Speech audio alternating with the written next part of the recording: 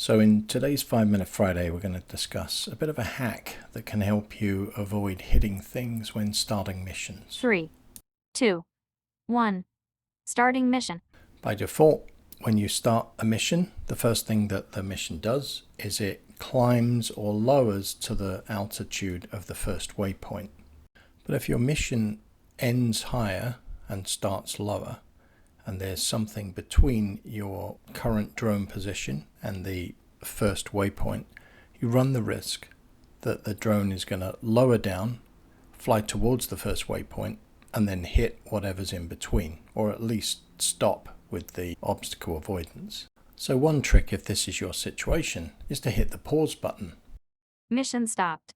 When you hit the pause button, the drone will stop descending. 3, but when you hit resume, 2, 1. it will continue to Starting the first mission. waypoint at the altitude that it currently is.